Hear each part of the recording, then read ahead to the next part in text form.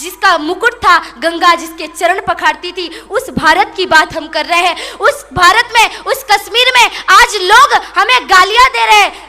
मैं एक बात कहूँ, मुसलमान के सामने आप उसके धर्म को गाली दे दो, भले वो नमाज ना अदा करता हो, भले वो अल्लाह ताला को ना मानता हो, लेकिन अगर मुसलमान के सामने उसके धर्म को गाली दोगे तो वो कभी चुप नहीं रहेगा। ईसाई के सामने उसके धर्म की आलोचना करोगे तो वो चुप नहीं रहेगा। लेकिन हम कितने कायर बन चुके हैं, हम कैसे बन चुके हैं, हमें एक नहीं होते कि हमको हमारे सामने कोई हमारी भारत माता को गाली देके चला जाता है और हम चुपचाप सुनते रहते हैं। ऐसा लगता है जैसे हमारे अंदर से सिर्फ हमारे अंदर बल नहीं रह गया। याद करिए अपनी शक्ति को, याद करिए अपने पराक्रम को। आपको आज इकट्ठा होना पड़ेगा, आज आपको मिलना पड़ेगा। हम बिखरे हुए हैं, एक हिंदू ही एक हिंदू को काट रहा है।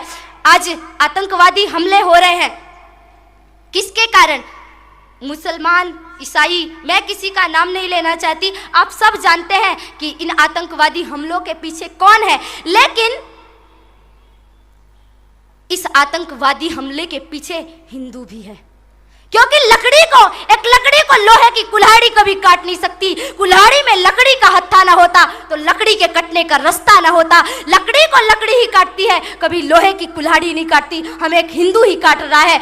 हमारे देश के नेता अपने वोटों के लिए, नोटों के लिए लड़ रहे। आज मैं यहाँ पे आप लोगों के सामने आई हूँ, मुझे सत्ता का लोभ नहीं, मुझे नोटों का लोभ नहीं, वोट का लोभ नहीं, मुझे किसी का भी लोभ नहीं। मुझे राजनीतिक पद, सत्ता, नोट, वोट और सम्मान कुछ भी नहीं चाहिए। मैंने पांचों चीजों का परित्याग कर दिया। मुझे सिर्फ इतना चाहिए कि मेरी आवाज आपकी आवाज बने, मेरी मुख से निकले हुए शब्द आपके शब्द बने। हो गई है पीर पर्वत सी पिघलनी चाहिए, इस हिमालय से कोई गंगा निकलनी चाहिए। सिर्फ हंगामा खड़ा करना मेरा मकसद नहीं, मेरी कोशिश है ये सूरत बदलनी चाहिए। मेरे सीने में न सही, तेरे सीने में सही, हो कहीं भी आग, लेकिन आग जलनी चाहिए। आज अपने हृदय की उस ज्वाला को, उस अग्नि को प्रज्वलित करिए। पहचानिए कि हम कौन है, हम किसके वंशज है। जानिए कि हम कौन है। हमें एकत्रित होना पड़ेगा, संगठित होना पड़ेगा।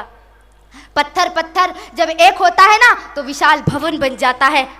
शिक्षक जब एक होते, एक होकर मिलजुल कर पढ़ाते हैं तो विद्यालय, महाविद्यालय, विश्वविद्यालय बन जाते हैं। सैनिक जब संगठित होते हैं तो एक सुरक्षा बल बन जाता है। प्रांत जब एकत्रित होते हैं तो एक अच्छा राष्ट्र बन जाता है। धागे जब एकत्रित होते हैं तो एक अच्छा कपड़ा बन जाता है। जो धागा खुद निर्वस्त्र था आज वो दूसरों के तन को ढकता है। इसीलिए आज हमें एकत्रित होना पड़ेगा। आज हम बिखरे हुए हैं। हम अपने घर में 56 प्रकार के व्यंजन खाते हैं, डल्लब के गद्दे में सोते हैं, लेकिन हमारे घर में बगल में हमारा एक पड़ोसी भूख से मर रहा है और उसको 50 रुपए की पैरासीटामोल की टेबलेट किसी मिशनरियों ने दे दी, एक मुट्ठी चावल फेंक दिया, वो राइस